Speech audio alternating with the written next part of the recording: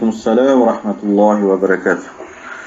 Aza şeyhim, al hadis, dasteverli hadis kender, men de amurda görgen meslem, jakında ballardan gelip, özüme çoğun malumat oldu at jönünde. Peygamberimiz al hadiste aytkanken, hayrul huyul el adham dep. Attardın en jakşısı adham dep aytkan eken de. Adham degeni çim qara degen eken de.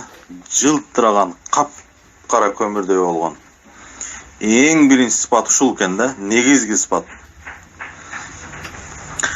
Анан экинчиси акрах деп келтир. Акрах дегени муштумдай да эмес, муштумдан кичинекей эле кашкасы болот экен. Ошо куруттай, жаңактай эле, же андан кичине чоңураак ашып кетсе. Экинчиси арсам дегени ошо мурдудагы эриндери дагы ак болот экен. Үчүнчүсү. Төртүнчүсү al-muhajjal деп келтир. Muhajjal деген арканкы эң путу, эки путу анан аттан ар жагы ак. Ак болобу тизесине чейин эмес, ылдыйрактан ак. Бешинчиси алдыңкы оң путу толкул ямин дептир. Өзүнүн өңүндөй дептир да.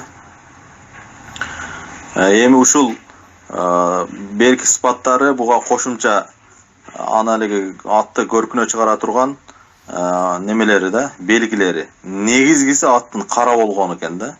Адхам деген эң негизги келеткен хадисте.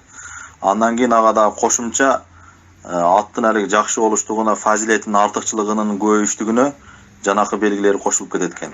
Кашкасы, мурдундагы кашкасы, бутунун агы, үч бутунун анан алдыңкы оң бутунун өзүнүн светиндей болуштугу. Эми бул эң жакшы ат деп Пайгамбарыбыз саллаллаху алейхи ва саллям айтты. Аттардын эң жакшы ушундай болот депчи. Кап карасы деп. Анан эми чын-чынына келгенде пайгамбардан көрө жаныбарларды көп түшүнгөн, жакшы түшүнгөн адам жок өзү. Мен пайгамбарга айта берет, пайгамбардан көрө мен атты жакшы түшүнөм. Мунусу жакшы болот деп эч ким айтканга акысы жок, айта албайт дагы. Жаныбарлар дагы башка адамдарга караганда пайгамбарды жакшы түшүнгөн, жакындан түшүнгөн. Бирок деген жери бар да. Бирок деген бул хадистен ал карадан башка ат жакшы эмес деген сөз чыкпайт бу жерден. Болгон ошол кара атта башка түстөгү аттарга караганда фазилет, артыкчылык жогорураак экендигин билдирет да.